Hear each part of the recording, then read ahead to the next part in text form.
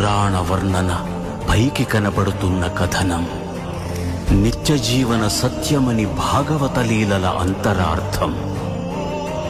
జరుగుతున్నది జగన్నాటకం, జరుగుతున్నది జగన్నాటకం.